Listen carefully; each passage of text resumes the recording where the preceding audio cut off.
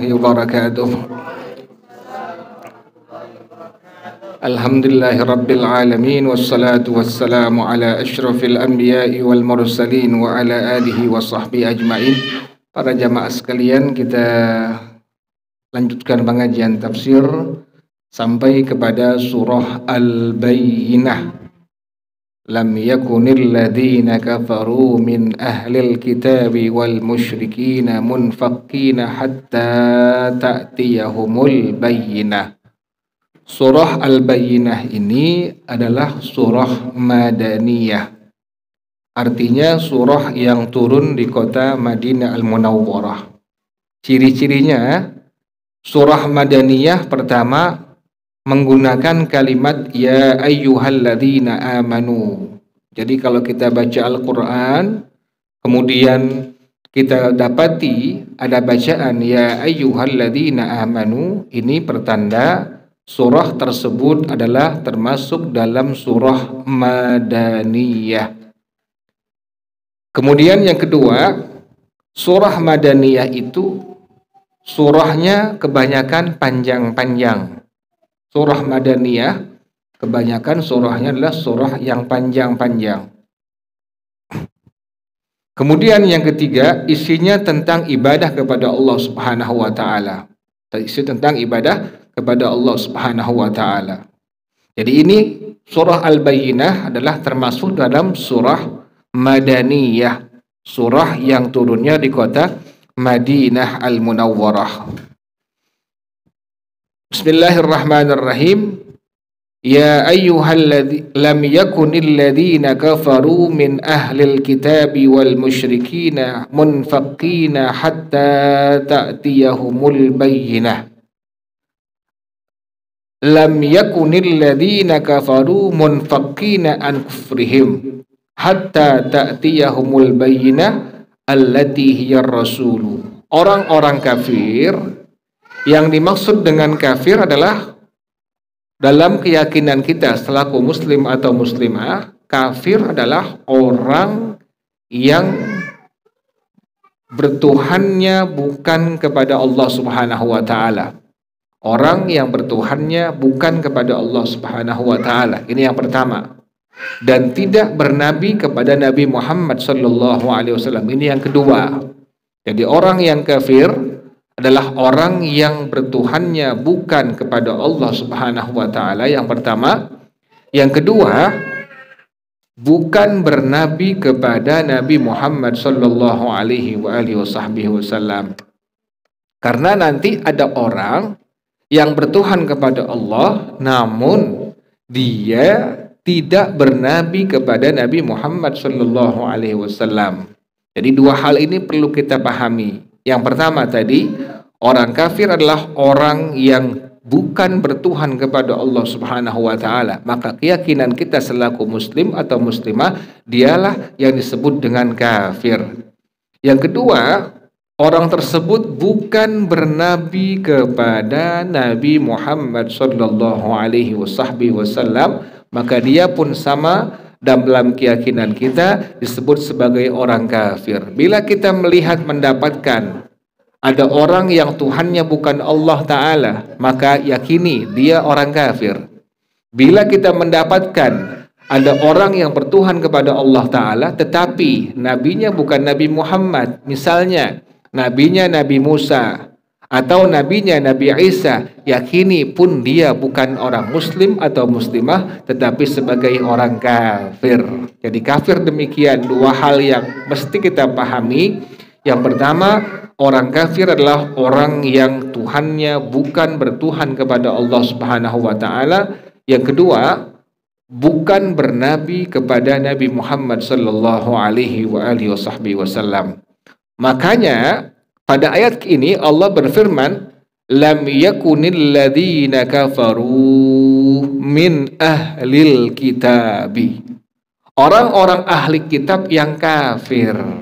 Orang-orang ahli kitab yang kafir. Siapa ahli kitab ini?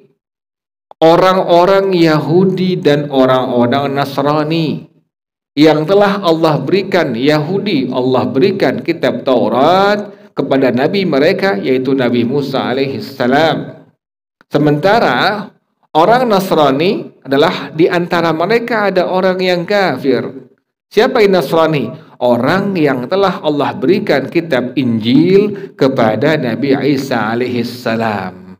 Mereka disebut oleh Allah Subhanahu wa taala, lam yakunil ladzina kafaru min ahlil kitabi, kafir dari ahli kitab. Jadi kafir dari ahli kitab yang pertama adalah orang-orang Yahudi. Kafir dari ahli kitab yang kedua adalah orang-orang Nasrani. Ini keyakinan kita selaku muslim dan muslimah. Jadi kalau kita mendengar kalimat kafir, tadi dua hal yang wajib kita ketahui. Kafir adalah orang yang bukan bertuhan kepada Allah Subhanahu wa taala. Yang kedua, orang kafir orang yang bukan bernabi kepada Nabi Muhammad sallallahu alaihi wasallam. Tadi ada kalimat ahli kitab. Ahli kitab ini ada dua. Yang pertama Yahudi, yang kedua Nasrani. Yahudi adalah ahli kitab. Kenapa demikian? Karena mereka telah diturunkan kitab Taurat kepada Nabi Musa alaihissalam. Nasrani disebut dengan ahli kitab. Kenapa demikian? Karena orang Nasrani mereka telah diturunkan kitab Injil kepada Nabi Isa alaihissalam. Allah katakan tadi, lam yakunil ladzina kafaru min ahlil kitabi. Orang-orang kafir dari ahli kitab. Orang-orang kafir dari ahli kitab. Jadi orang kafir itu ada yang yang sebagian mereka dari ahli kitab. Siapa tadi ahli kitab? Yahudi dan Nasrani. Wal musyrikina, orang-orang yang musyrik. Musyrik orangnya, syirik sifatnya. Bedakan. Ada musyrik, ada syirik. Musyrik adalah orang-orang yang berlaku atau berbuat kesyirikan. Sementara syirik adalah sifatnya. Jadi ada musyrik, ada syirik. Musyrik pelaku, orang yang melakukan perbuatan syirik. Sementara syirik adalah sifatnya. Contoh syirik bagaimana?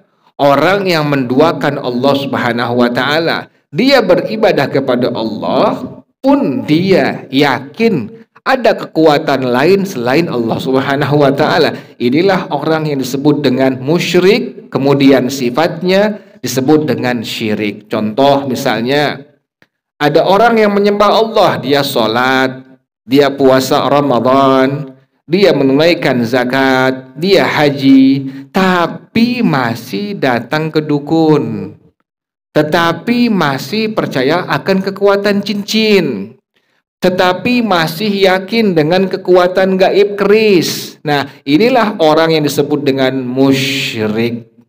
Jadi ada musyrik, ada syirik. Musyrik adalah orang yang melakukan berbuat syirik, sementara syirik adalah sifatnya. Jadi contoh paling gampang, orang itu yakin cincin ini dapat membuat tokonya menjadi laris. Tetap dia sholat, sholatnya bagus, puasa Ramadannya pun lancar, zakat ditunaikan, tapi masih yakin cincin yang dia kenakan inilah sebagai penglaris tokonya, maka orang tersebut disebut dengan musyrik. Sifatnya adalah disebut dengan syirik. Jelas ya? Jadi ada kalimat tadi apa? Musyrik. Musyrik adalah orang yang berbuat syirik atau orang yang melakukan syirik. Sementara syirik adalah sifat orang tadi. Kalau pakai cincin bagaimana hukumnya? Tidak apa-apa. Selama dia tidak ada keyakinan apapun. Ini cincin makhluk Allah, selesai sudah. Cincin tidak bisa memberikan manfaat. Batu cincin tidak bisa memberikan bahaya atau mudarat. Yakinlah dia hanya kepada Allah Subhanahu wa taala. Inilah orang yang selamat, orang yang tidak berbuat syirik. Orangnya bukan musyrik. Tetapi kalau ada orang yang masih yakin keris yang dia punya, dia yakin ini keris ini ada khasiatnya, ada hal yang membuat istimewa, Dia yakin kepada Allah Subhanahu wa taala, tetapi yakin dengan apa tadi? Dengan keris yang dia punya. Ini keris bisa mengamankan rumahnya. Nah, orang tersebut adalah disebut musyrik. Sementara sifat yang dia kerjakan disebut dengan syirik. Jelas sampai sini ya? Nah, tadi kata Allah Subhanahu wa taala, lam yakunil ladzina kafaru min ahlil kitabi wal musyrikina. Orang-orang kafir dari kalangan ahli kitab. Tadi ahli kitab dua. Pertama Yahudi, yang kedua Nasrani. Apa maksudnya ahli kitab? Mereka telah Allah berikan kitab-kitab, yaitu pertama kepada Yahudi Allah berikan kitab Taurat kepada Nabi Musa alaihissalam. Sementara kepada Nasrani Allah berikan kitab Injil kepada Nabi Isa alaihissalam. Mereka, kata Allah Subhanahu wa taala, orang-orang kafir dari ahli kitab dan orang-orang kafir dari musyrik. Mereka itu, kata Allah Subhanahu wa taala, munfaqqina, lam yakunil ladina kafaru min ahlil kitabi wal musyrikina munfaqqina, tidak akan beriman, tidak akan mereka beriman hatta ta'tiyahumul bayyinah, sampai datang Rasulullah kepada mereka semua. Mereka berjanji, kalau seandainya nanti datang kepada kami Nabi Muhammad SAW, kami akan beriman kepada beliau. Ini janji orang-orang ahli kitab, juga janji dari orang-orang musyrik. Mereka berjanji, kalau seandainya nanti datang Rasulullah SAW kepada kami, Allah utus, maka kami akan beriman kepadanya. Allah pertegas, lam yakunil ladina kafaru min ahlil kitabi wal musyrikina munfakkina hatta ta'tiyahumul bayyinah. Mereka tidak akan beriman sama sekali, artinya mereka tidak akan meninggalkan kekufuran mereka. Mereka tidak akan meninggalkan kekufuran mereka, tetap mereka dalam kekufurannya. Kufur sifatnya, kafir orangnya, tetap mereka dalam kekufurannya, sekalipun sudah datang Nabi Muhammad SAW. Artinya apa? Tetap mereka, sekalipun sudah datang Rasulullah SAW kepada mereka, maka tetap mereka tidak akan beriman kepada Rasulullah SAW. Jelas ya? Jadi ayat pertama Allah pertegas, orang-orang kafir ahli kitab, orang-orang kafir musyrikin, mereka sekali-kali tidak akan beriman kepada Rasulullah SAW, sekalipun Rasulullah sudah datang kepada mereka semua. Contoh misalnya Abu Jahal, Amr bin Hisham, laknatullah alaih, seorang yang sudah dua kali didoakan oleh Rasulullah SAW dengan kalimat apa? Allahumma a'izzal Islam bi ahabbir rajulaini ilaika Umar ibn al-Khattab wa Amr ibn Hisham.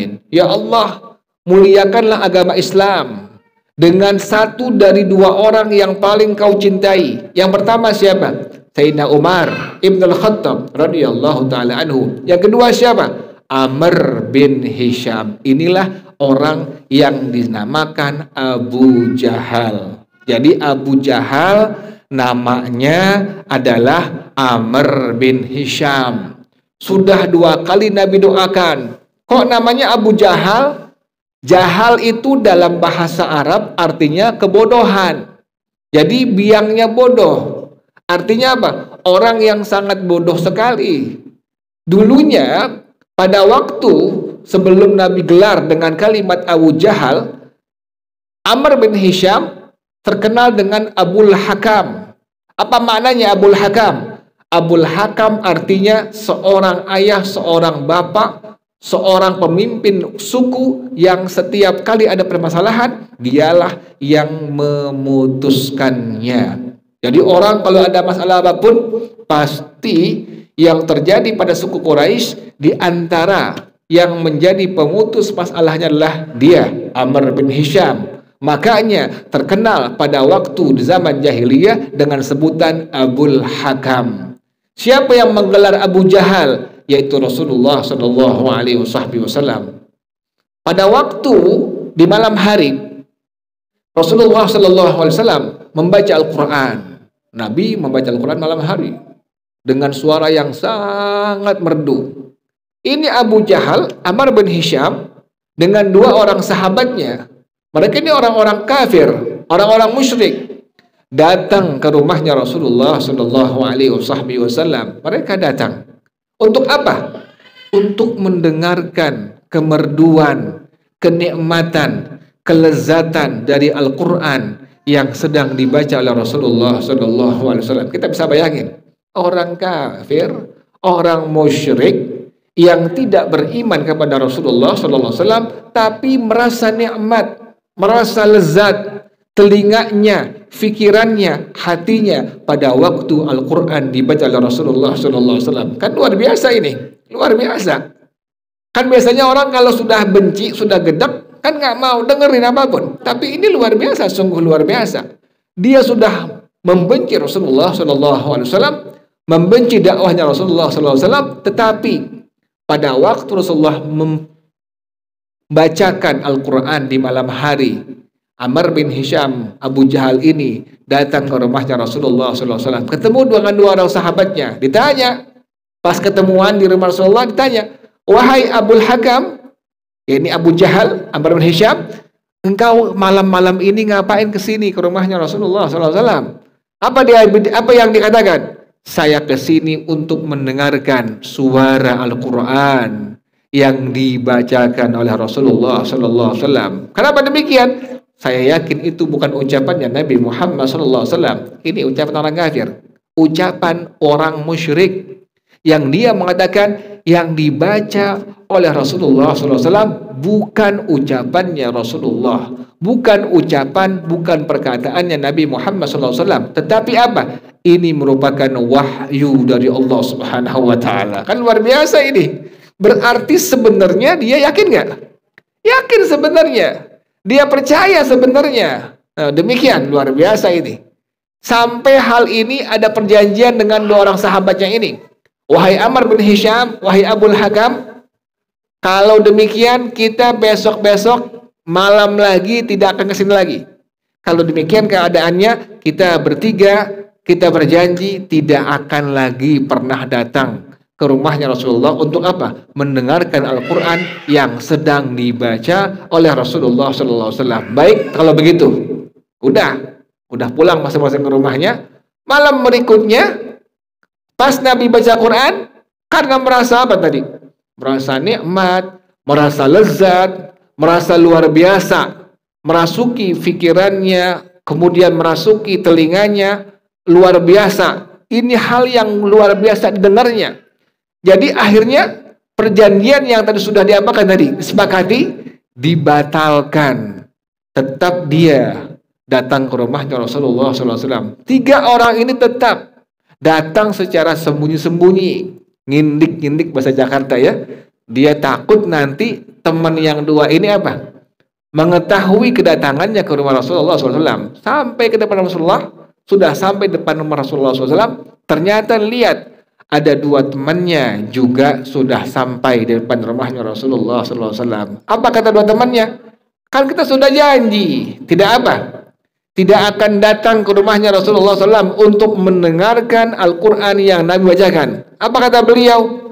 Saya yakin yang dibaca oleh Nabi Muhammad itu bukan perkataan Nabi Muhammad SAW, tetapi apa? Tetapi adalah wahyu dari Allah Subhanahu Wa Taala. Nabi dengar. Sejak itu Nabi katakan dia adalah Abu Jahal. Bapaknya apa?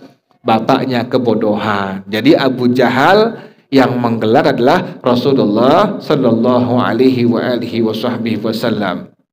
Itu diantara orang yang tidak bisa membantah kebenaran ajarannya Rasulullah Sallallahu Alaihi Wasallam.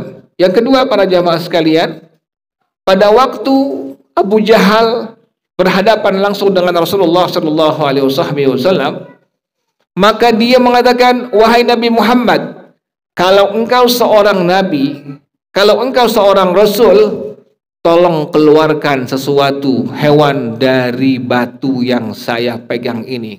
Dia pengen Nabi mengeluarkan hewan, mengeluarkan binatang dari sebuah batu.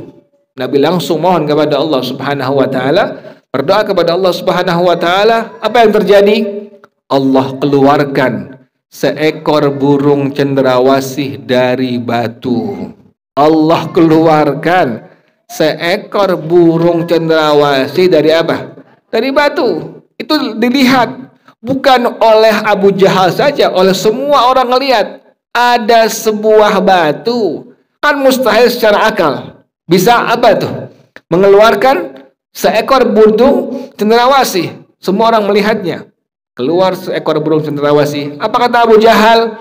Ini adalah sihirnya Rasulullah Shallallahu Alaihi Wasallam. Kan luar biasa itu pengingkarannya, pengingkaran terhadap Rasulullah Shallallahu Alaihi Wasallam. Sampai para jamaah sekalian, Abu Jahal sakit. Kemudian putra beliau meminta doa dari doanya Rasulullah SAW. Dibawa air, kemudian diminta doanya Rasulullah SAW. Tujuannya apa? Agar Allah berikan kesembuhan dari penyakit Abu Jahal. Maka ini anaknya bawa pulang ke rumahnya sambil mengatakan, wahai ayah, ini air doa dari Rasulullah SAW. Apa kata dia? Saya lebih baik meminum air kencing ketimbang air doanya Rasulullah SAW. Karena sudah apa itu? Sudah benci, kepalang tanggung kepada Rasulullah Sallallahu Alaihi Wasallam. Jadi demikian kata Allah Subhanahu Wa Taala, lam yakunil ladina kafaru min ahlil kitab wal musyrikina munfaqina hatta ta'tiyahumul bayyinah. Rasulun minallahi yatlu suhufan mutahharah. Kata Allah Subhanahu wa taala yang kedua. Ayat yang kedua kata Allah Subhanahu wa taala, Rasulun minallahi yatlu suhufan mutahharah. Seorang rasul, yakni Rasulullah sallallahu alaihi wasallam, seorang rasul yang membacakan kepada kalian semua apa? Ayat-ayat suci Al-Qur'an. Nabi yang bacakan dari surah yang pertama sampai terakhir, itulah urutannya yang kita baca dari sekarang, dari zaman Nabi sampai sekarang. Itu adalah urutan Quran yang memang langsung wahyunya dari Allah Subhanahu, dari Al-Fatihah, kemudian Al-Baqarah, terus sampai surah An-Nas. Itulah urutan surah yang memang langsung datang dari Rasulullah sallallahu alaihi wasallam. Jadi seorang rasul yatslu minallahi yatlu suhufan mutahharah. Rasulun minallahi yatlu suhufan mutahharah. Seorang rasul dari Allah Subhanahu wa taala yang membacakan suhufan mutahharah, yakni ayat-ayat suci Al-Qur'an yang disucikan oleh Allah Subhanahu wa taala. Apa pengertiannya mutahharah? Maka para ulama mereka semua menjelaskan mutahharah adalah yang pertama mutahharatun anil dzikril qabihi. Al-Quran itu disucikan oleh Allah dari sebutan-sebutan yang buruk. Fa innal Quran yadhkuru bi ahsani dzikri wa yuthni alaihi ahsanat tsana'i. Al-Quran menyebutkan penyebutan yang paling bagus. Jadi Al-Quran Allah sucikan dari sebutan-sebutan yang buruk. Tidak ada. Di Al-Quran tidak ada sebutan-sebutan yang buruk, panggilan-panggilan yang buruk tidak ada. Sampai apabila ada seorang hamba Allah Subhanahu wa taala membaca Al-Quran, setiap satu huruf yang dia baca Allah berikan berapa ganjarannya? 10 kebaikan. Setiap satu huruf yang dia baca. Misalnya dia baca alif lam mim, alifnya Allah balas 10 kebaikan, lamnya 10 kebaikan, dan mimnya 10 kebaikan. Berarti pada waktu ada seorang hamba Allah yang baru membaca kalimat alif lam mim, maka sudah mendapatkan berapa kebaikan? 30 kebaikan. Baru dibaca kalimatnya adalah alif lam mim. Sayyidina Umar Ibn Khattab radhiyallahu ta'ala rahimah, itu beliau salah seorang sahabat Nabi yang pada waktu di zaman jahiliyahnya beliau ini orang yang sangat apa? Yang sangat keras menentang Rasulullah Shallallahu Alaihi Wasallam. Luar biasa, sampai adiknya masuk Islam tidak diterima. Oleh dia ditampar adiknya, dipukul adiknya. Kenapa demikian? Karena sudah mengikuti ajarannya Rasulullah Shallallahu Alaihi Wasallam. Tapi pada waktu mendengar surah Toha dibacakan, langsung Sayyidina Umar mengatakan kepada adik iparnya, saya ingin berjumpa dengan Rasulullah Shallallahu Alaihi Wasallam. Ini adik ipar ketakutan. Adik kandungnya dengan adik ipar ketakutan. Takut khawatir dia membunuh Rasulullah Shallallahu Alaihi Wasallam. Tetapi pada waktu berjumpa dengan Rasulullah Shallallahu Alaihi Wasallam, apa yang dia ucapkan? Wahai Rasulullah, ashhadu an la ilaha illallah wa annaka Rasulullah. Wahai Rasulullah, saya bersaksi bahwasanya tiada Tuhan yang patut disembah dengan benar kecuali Allah Subhanahu wa taala, dan saya bersaksi bahwasanya Nabi Muhammad engkau adalah utusannya Allah Subhanahu wa taala. Sebab Al-Qur'an yang dia baca, sebab Al-Qur'an yang dia dengar, yang dibacakan oleh adik iparnya, langsung menerima ajarannya Rasulullah Shallallahu Alaihi Wasallam. Contoh yang lain siapa? Orang Arab gunung yang pada waktu Rasulullah SAW datang sedang mengajar, dia datang kepada Rasulullah SAW dengan kalimat yang sangat kasar. Dia mengatakan di hadapan Rasulullah SAW, ya Muhammad, anta akdhabu min nisa'in dawati lahjah. Wahai Nabi Muhammad SAW, engkau lebih berdusta daripada wanita-wanita yang pandai bersilat lidah. Mendengar demikian, marah dan geram semua sahabat-sahabatnya Rasulullah SAW, terutama Sayyidina Umar. Beliau bangun, beliau keluarkan pedangnya sambil mengatakan dengan kalimat seperti ini, da'ni aqtuluhu ya Rasulullah, biarkan saya bunuh orang Arab gunung yang tidak tahu siapa engkau ya Rasulullah SAW. Kalau kita gimana seperti ini? Udah bunuh aja kalau kita seperti itu. Nabi tidak demikian. Nabi karena akhlaknya Al-Quran, pada waktu dicaci maki dengan kalimat tadi, malah memberikan nasihat kepada Sayyidina Umar. Ya Umar, ama alimta kadal halimu ayyakuna rasulullah. Wahai sahabatku Sayyidina Umar, tidakkah kau tahu bahwa pangkat seorang yang sangat-sangat sabar hampir sama dengan pangkat seorang Rasul. Mendengar nasihat demikian, reda amarah daripada Sayyidina Umar, beliau duduk. Ini orang Arab gunung bukan pergi menjauh dari baginda Rasulullah SAW, tapi malah apa? Mendekati Rasulullah SAW, mendekati Nabi, kemudian sambil mengeluarkan binatang buruannya, seekor biawak, mengatakan dengan kalimat ini, wallata wal uzza wal manata la uminu bika. Demi Tuhan Lata, demi Tuhan Uzza, demi Tuhan Manata, saya tidak beriman kepada engkau. Dia yakin bahwasanya Tuhannya adalah Tuhan Lata, yang kedua Tuhannya Tuhan Uzza, yang ketiga Tuhannya Tuhan Manata. Saya tidak beriman kepada engkau wahai Nabi Muhammad. Tetapi wahai Nabi Muhammad, kalau seandainya biawak yang saya bawa ini beriman kepada engkau, saya pasti akan beriman kepada engkau. Nabi panggil tuh biawak. Nabi panggil biawak yang hanya seekor binatang. Ya Dabbu, wahai seekor biawak. Kan biawak gak bisa apa, Bu? Gak bisa ngomong, gak bisa bicara. Pas Nabi panggil, fatakallama bilisanin arabiyyin fasihin mubin yafhamuhul qaumu jami'a, bisa berbicara dengan bahasa Arab yang fasih. Biawak bisa ngomong udah apa? Udah heran kita. Biawak bisa ngomong sudah heran kita, sudah takjub. Tapi biawak bisa bahasa Arab ini. Kita nggak bisa bahasa Arab. Biawak bisa bahasa Arab. Nabi panggil dengan berbahasa Arab yang fasih. Arabnya Arab resmi. Bahasa Arab yang digunakan bahasa Arab yang resmi, bukan yang daerah, bukan yang resmi. Pas Nabi panggil, kan Arab itu macam-macam, ada yang bahasa Arab daerahnya ada, tapi yang dipakai oleh, yang dipergunakan oleh Arab ini biawak adalah bahasa Arab yang resmi, kan luar biasa.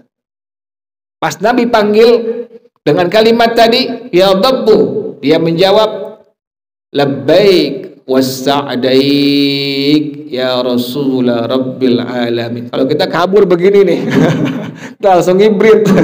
Ada biawak ngomong, kita kaget, kita kabur. Ini bisa bahasa Arab lagi. Ini biawak apa berbahasa Arab? Bisa ngomong itu biawak dengan bahasa Arab. Labbaik wassa'daik ya Rasulullah Rabbil Alamin. Aku datang memenuhi panggilanmu wahai Rasulullah SAW. Jadi sunnah kita, kalau ada yang manggil kita, maka sunnah kita menyebutkan kalimat labbaik. Sunnah demikian. Jadi bukan halo, bukan. Jadi kalimatnya labbaik. Yang sunnah kita ucapkan adalah kalimatnya labbaik. Dipanggil nama kita, maka sunnah kita menyebutkan kalimat labbaik. Misalnya Muhammad, langsung kita bilang dengan kalimat labbaik. Sunnah demikian. Orang Jakarta potong letter jadi back tuh. Kalau back tuh lagi main bola, back itu ada. Orang Jakarta manggilnya, dipanggil dengan kalimat namanya, kemudian dia nyautnya back. Kalau bukan back tapi adalah labbaik tuh. Labbaik. Bukan lebek, bukan labbaik. Labbaik, sunnah demikian. Artinya apa? Aku datang memenuhi panggilan engkau. Jadi ini biawak pas Nabi panggil, dia nyaut dengan kalimat tadi menggunakan bahasa Arab yang fasih. Labbaik wassa'daik ya Rasulullah Rabbil Alamin. Nabi tanya, ya dabbu ila man ta'bud, wahai seekor biawak, kepada siapa engkau menyembah? Dia menjawab, a'budullah alladhi fis sama'i arsyuh wa fil ardi sultanuh wa fil nari na'imuh wa fil nari adabuh wa fil jannati na'imuh. Saya beribadah kepada Allah, saya menyembah kepada Allah, beriman kepada Allah. Berarti ini biawak telah beribadah kepada siapa? Allah Subhanahu wa ta'ala. Berarti ini biawak telah beriman kepada Allah Subhanahu wa ta'ala. Yang kedua kata Rasulullah SAW, ya dabbu wa anaman, wahai seekor biawak, saya ini siapa? Maka dia menjawab, anta rasulu rabbil alamin, qad aflaha man saddaqaka wa qad khaba man kadzdzabaka. Engkau adalah utusan Allah Subhanahu wa ta'ala. Sungguh beruntung orang yang membenarkan engkau, beriman kepada engkau, dan sungguh merugi orang yang mendustakan engkau. Berarti ini biawak telah beriman kepada Allah, telah beriman kepada Rasulullah sallallahu alaihi wasallam. Pas melihat kejadian demikian, orang Arab gunung yang tadinya membenci Rasulullah, membenci dakwah Rasulullah, langsung berubah 360 derajat. Dia berubah, langsung dia mengucapkan kalimat apa? Asyhadu an la ilaha illallah wa annaka rasulullah. Saya bersaksi tiada Tuhan yang benar disembah kecuali hanya Allah, dan saya bersaksi bahwasanya engkau adalah utusannya Allah Subhanahu wa ta'ala. Lihat itu. Karena Nabi akhlaknya Al-Quran. Nabi baca Quran juga akhlaknya adalah Al-Quran. Sampai orang yang benci Nabi Muhammad SAW berubah 360 derajat, yang tadinya membenci menjadi orang yang cinta, bahkan beriman kepada Rasulullah sallallahu alaihi wasallam. Jadi Al-Qur'an tadi kata Allah Subhanahu wa taala, seorang rasul, rasulun minallah, rasul dari Allah. Rasul dari Allah, bukan manusia yang mengangkat, langsung Allah yang mengangkat.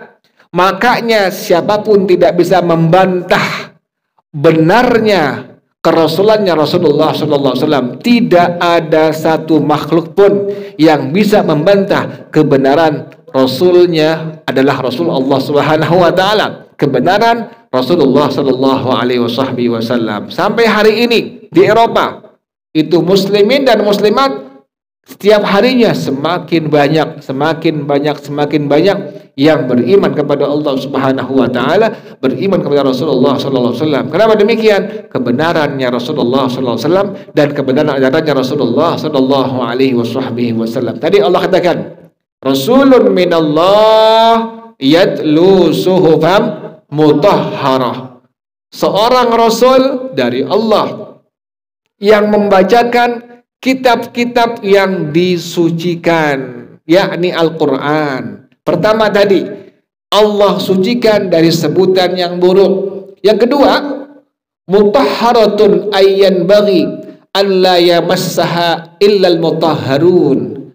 Al-Quran Allah sucikan. Tidak boleh ada orang yang nyentuh Al-Quran, yang megang Al-Quran, kecuali orang yang memang dalam kondisi suci dari hadas besar dan kecil. Kalau kita nggak ada wudhu, maka kita nggak boleh apa? Megang Al-Quran. Nggak boleh bawa Al-Quran, kecuali sudah apa? Sudah berwudhu, baru diperbolehkan kita untuk memegang Al-Quran. Inilah yang Allah katakan tadi, Rasulun minallah yatlu suhufam mutahharah. Misalnya kita menemukan di jalanan ada apa? Ada lembaran bacaannya Al-Quran. Cepat-cepat diapain tuh? Kita angkat, kita jaga, kita muliakan itu Al-Quran. Yang sering itu kartu undangan, ditulis surah Ar-Rum dengan bahasa Arab Al-Quran. Ini yang kita kadang-kadang melihatnya miris.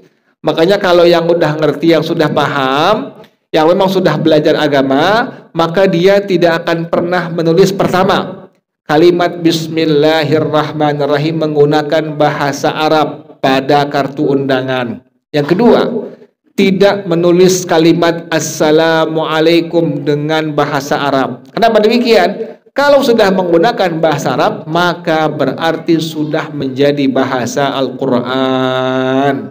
Sama dengan Assalamualaikum. Apa maknanya? Assalamualaikum, Allahumma akum, Allah bersama kalian. Juga tidak akan pernah menulis surah Ar-Rum dengan menggunakan bahasa Arab, berarti sudah menggunakan bahasa Al-Quran. Kenapa demikian? Tidak diperbolehkan. Khawatir, karena orang yang diundang semua kadang-kadang suka lalai dan terlena. Disangkanya hanya kartu undangan saja, yang pada akhirnya diapain? Dibuang ke tempat sampah pada akhirnya. Padahal di situ tertulis Bismillahirrahmanirrahim menggunakan bahasa Arab. Padahal di situ ditulis kalimat Assalamualaikum menggunakan bahasa Arab. Padahal ditulis di situ adalah surah Ar-Rum secara komplit, secara lengkap. Nah, ini yang menjadi tanggung jawab orang yang mengundang. Makanya yang sudah mengerti, yang sudah mengaji, yang sudah memahaminya, dia tidak akan pernah membuat kartu undangan menggunakan bahasa apa? Bahasa Arab. Cukup menggunakan bahasa apa? Indonesia saja udah. Bismillahirrahmanirrahim tulis dengan bahasa Latin Indonesia. Atau Assalamualaikum cukup ditulis menggunakan dengan bahasa Indonesia. Dan jangan ditulis surah Ar-Rumnya, ayatnya nggak usah. Udah, artinya aja. Itu demikian. Kenapa demikian? Khawatir nanti ada orang yang lalai, ada orang yang memang dia tidak mengerti, yang pada akhirnya kartu undangan yang tadi ada kalimat Bismillahirrahmanirrahim menggunakan bahasa Arab, surah Ar-Rum dibuang di tempat sampah. Ini yang menjadi amal dosa bagi orang yang mengundangnya. Kita khawatir nanti ini dipertanggungjawabkan di hadapan siapa?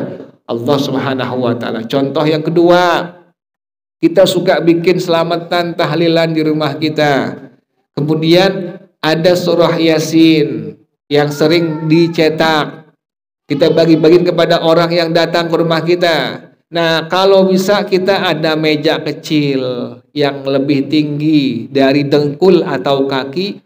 orang-orang yang nanti duduk di hadapan Al-Quran tadi, surah Yasin tadi. Kemudian yang kedua adalah kalau sudah selesai acara, maka lebih bagusnya sahibul bait yang punya rumah segera untuk mengambil apa? Tadi surah Yasin yang dibagi-bagikan. Kenapa demikian? Kita khawatir nanti ada orang yang lalai, ada orang yang belum paham. Ditaruh di mana? Di bawah taruhnya. Disangka itu kertas biasa. Padahal itu sudah disebut dengan al-mushaf atau Al-Quran. Tidak diperbolehkan taruh di mana? Di bawah atau di lantai. Demikian. Ini yang menjadi pelajaran yang wajib kita sangat ketahuinya pada masalah tadi. Karena Allah tadi mengatakan pada surah yang kepada Allah, surah Al-Bayyinah ayat yang kedua tadi, Allah katakan Rasulun minallahi yatlu suhufam mutahharah, seorang rasul dari Allah Subhanahu wa taala yang telah membacakan apa? Ayat-ayat suci Al-Qur'an yang mutahharah, disucikan. Sampai megangnya aja kita nggak boleh apa? Nggak boleh tidak ada apa? Tidak ada wudu. Wajib kita wudu terlebih dahulu baru pegang Al-Qur'an. Allah berfirman, la yamassuhu illal mutahharun. Misalnya kita nggak ada wudu, tapi kita lihat Al-Qur'an di mana?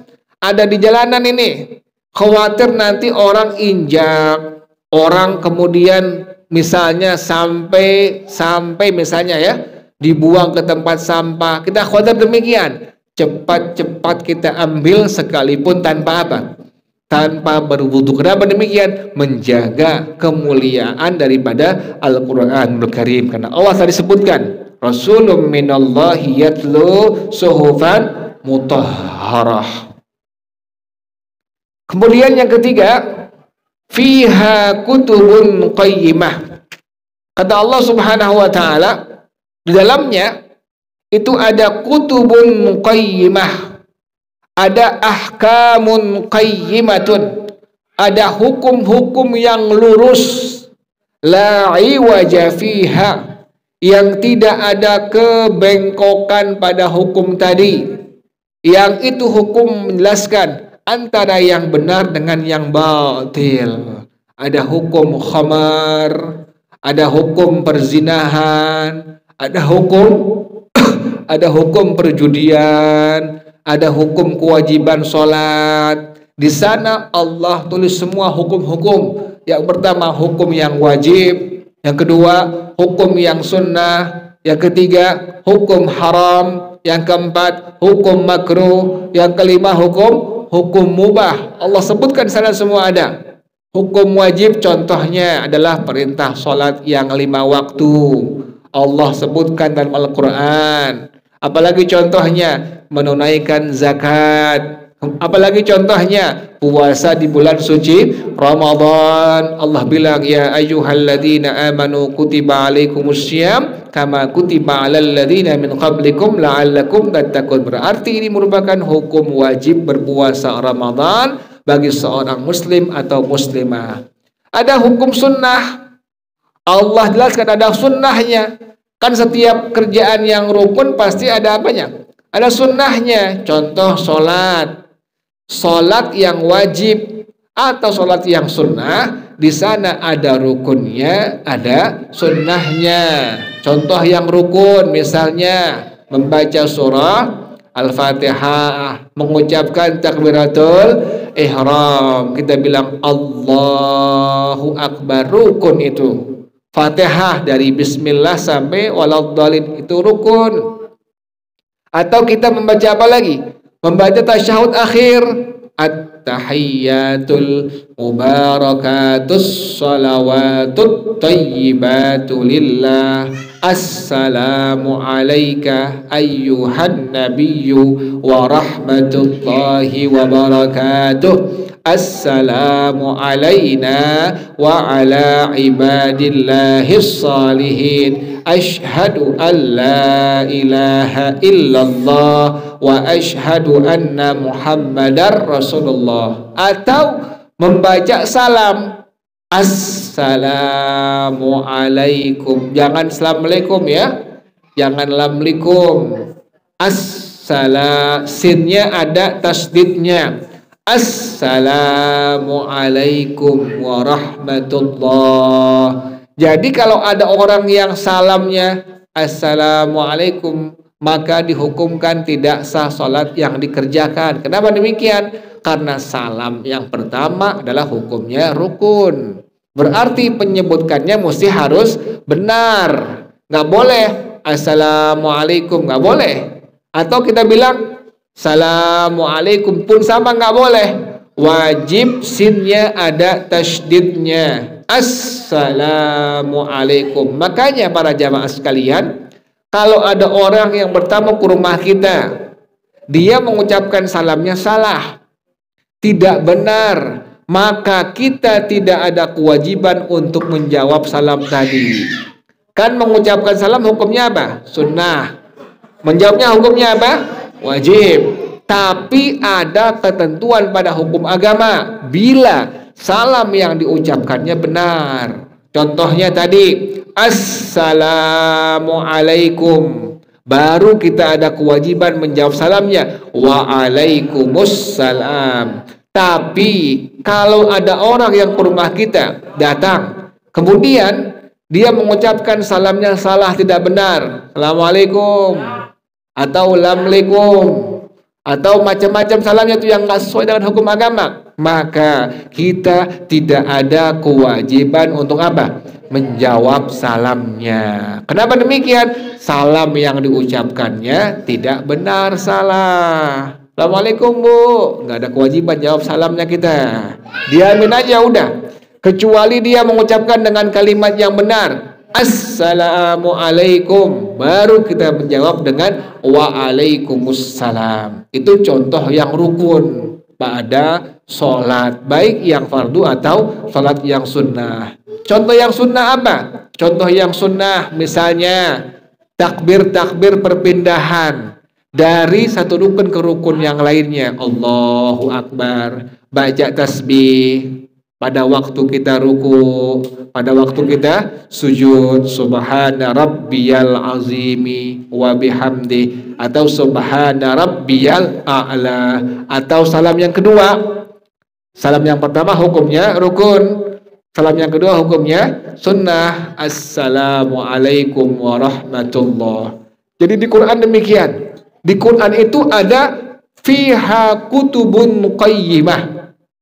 Tafsirnya yang dimaksud dengan kutubul muqayyimah, ahkamun mustaqimatun la iwaja fiha. Hukum-hukum Allah yang lurus, tidak ada kebengkokan sama sekali. Allah jelaskan, ini ada hukum wajib, ada hukum sunnah, ada hukum haram, ada hukum makruh, ada hukum mubah. Contoh yang mubah apa? Allah bilang, kulu washrabu wala tusrifu. Makanlah kalian, minumlah kalian. Makan apa hukumnya? Mubah. Minum hukumnya mubah. Apa pengertian mubah? Kita kerjakan tidak mendapat pahala, kita tinggalkan tidak mendapatkan dosa. Kita makan, nggak ada pahalanya. Kita nggak makan, nggak apa? Nggak ada dosanya. Kenapa demikian? Karena makan ini adalah kerjaan yang sifatnya mubah. Namun kerjaan yang sifatnya mubah, bila ada di tangan orang yang mengerti agama, maka bisa mendapatkan pahala. Contoh, kita makan, makannya hukumnya mubah, tapi kita makan menggunakan tangan sebelah kanan, ada pahala sunnahnya. Makan menggunakan tangan sebelah kanan. Sebelum makan baca doanya, Allahumma barik lana fima razaqtana wa qina adzabannar. Itu sunnah. Atau ditambahkan dengan kalimat bismillahilladzi la yadurru ma'asmihi syai'un fil ardi wala fis sama' wa huwas samiul alim. Itu sunnah. Jadi makan kerjaan mubah. Artinya apa? Kita makan tidak ada pahalanya, tidak makan tidak ada dosanya. Tapi pas seorang mukmin atau mukminah, muslim atau muslimah, dia makan, Yang sifat hukumnya mubah tadi, di sana masih ada pahala yang bisa dia raih. Tadi contohnya, makannya menggunakan tangan yang sebelah kanan, minumnya menggunakan tangan yang sebelah kanan. Tadi baca doanya, Allahumma barik lana fi ma razaqtana wa qina, dapat pahala sunnah. Ditambah lagi dengan kalimat Bismillahilladzi la yadurru ma'asmihi syai'un fil ardi wala fis sama' wa huwas samiul alim. Dapat juga pahala sunnah di situ. Jadi demikian, luar biasa. Minum pun sama, tidur sama. Tidur apa hukumnya tidur? Mubah. Kita tidur tidak ada pahalanya. Kita tidak tidur tidak ada apanya? Dosanya. Tetapi manakala tidur ini ada pada seorang muslim atau muslimah, maka di sana ada pahalanya. Contoh, sebelum tidur kan ada kesunahan, kita baca ayat kursi, baca Al-Ikhlas 3 kali, kemudian apa lagi? Al-Falaq, kemudian An-Nas, kemudian apa lagi? Lillahi ma fis samawati wa ma fil ard wa in tubdu ma fi anfusikum aw tukhfuhu yuhasibukum bihillah fayaghfiru liman yasha wa yu'adzibu man yasha wallahu ala kulli syai'in qadir, sampai wa'fu anna waghfir lana warhamna anta maulana fansurna 'alal qaumil kafirin. Itu sunnah. Baca tasbih subhanallah 33 kali, alhamdulillah 33 kali, Allahu Akbar juga sama 33 kali. Jadi tidur itu hukumnya mubah. Tapi manakala ada seorang muslim atau muslimah yang mengerti ilmu agama, maka di sana juga ada apanya? Ada pahalanya. Tidurnya tidak celentang seperti ini, miring kemana? Ke arah kanan.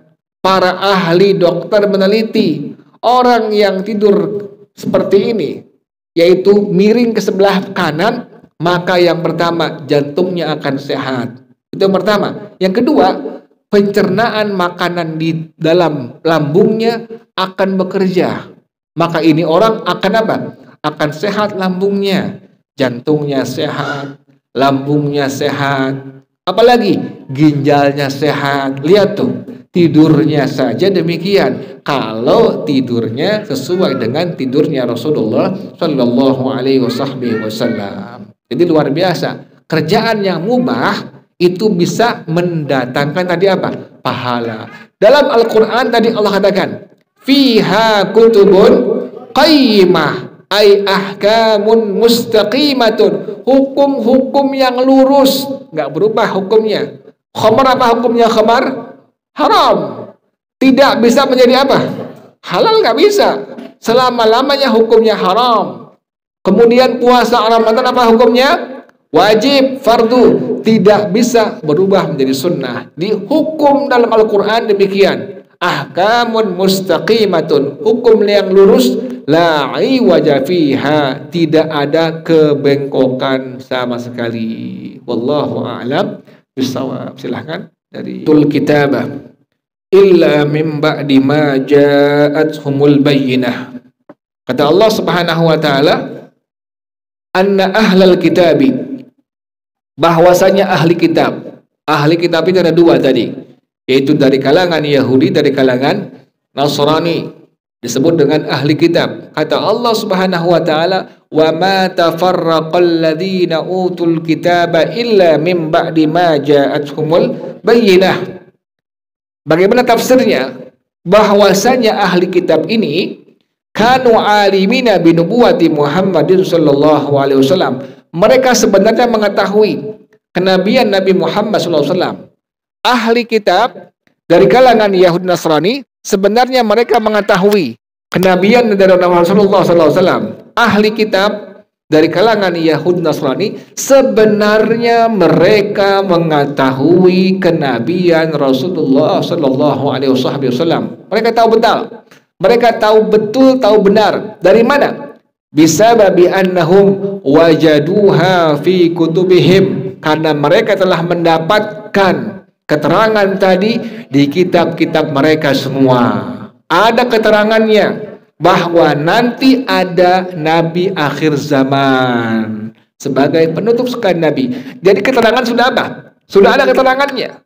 Di kitab Taurat ada, di kitab Injil ada, bahwasanya nanti ada nabi akhir zaman, nabi penutup sekalian nabi, yaitu Rasulullah Shallallahu Alaihi Wasallam. Makanya ahli kitab mereka tahu semua.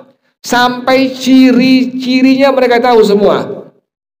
Ada ciri-ciri kenabian dari Nabi Muhammad SAW yang tidak bisa dipungkiri. Contoh misalnya siapa pendeta?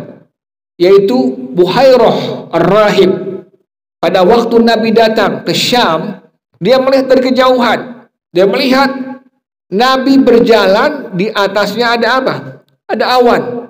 Setiap kali Nabi jalan, di atasnya ada awan yang meneduhi Rasulullah SAW. Dari jauh dilihat, ini seorang Nabi yang ciri-cirinya sudah ada di kitab apa? Di kitab Taurat. Dia tahu, ini calon Nabi ini yang datang ke negerinya Syam. Ini seorang anak kecil pemuda, calon Nabi. Kenapa demikian? Ada cirinya tuh. Apa tadi cirinya? Ada awan di atasnya yang selalu apa? Meneduhinya. Dia tahu ini seorang nabi. Sampai diundang makan ke rumahnya, ke tempatnya. Buhairah Ar-Rahib diundang makan. Kemudian dia bilang pada paman Rasulullah SAW, Abu Talib, wahai Abu Talib, engkau jaga keponakan engkau ini.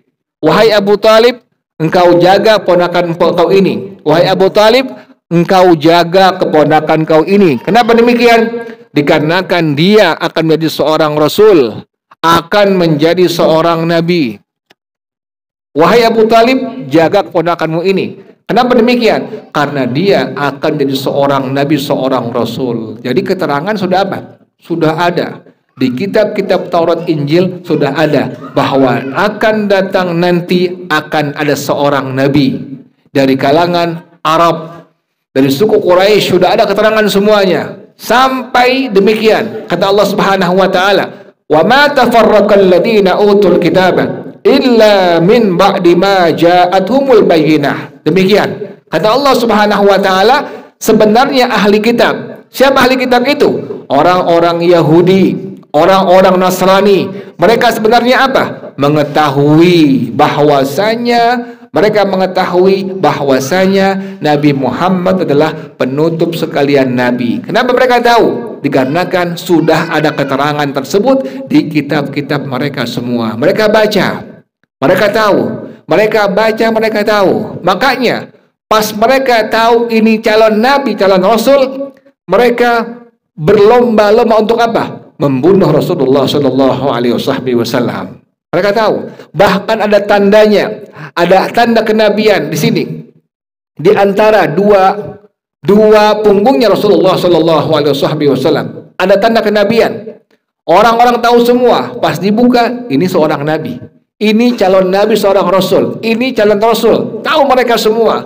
Maka demikian kata Buhairah Ar-Rahib, wahai Abu Talib, bawa pulang ponakanmu ini, jaga dia. Kenapa demikian? Dikarenakan ada keadaan hal yang sangat besar nanti yang Allah akan tentukan kepadanya, yakni menjadi seorang nabi, menjadi seorang rasul. Jadi demikian kata Allah Subhanahu wa taala, "Wa ma tafarraqal ladzina utul kitaba illa mim ba'di ma ja'atuhumul bayyinah." Jadi orang-orang Yahudi, orang-orang Nasrani sudah mengetahui bahwa penutup sekalian Nabi Rasul adalah Nabi Muhammad sallallahu alaihi wasallam. Wallahu a'lam bissawab.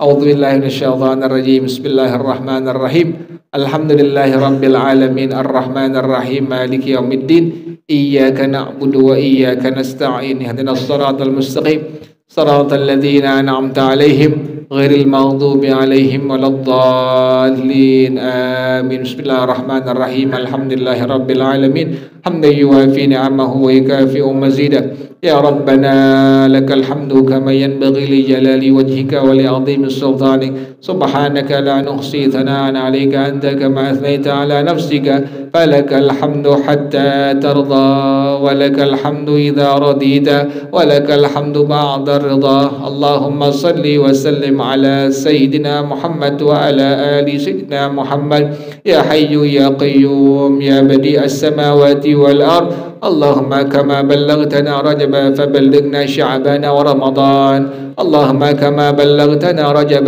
فبلغنا شعبان ورمضان اللهم كما بلغتنا رجب فبلغنا شعبان ورمضان ربنا تقبل منا إنك أنت السميع العليم وتب علينا إنك أنت التواب الرحيم ربنا آتنا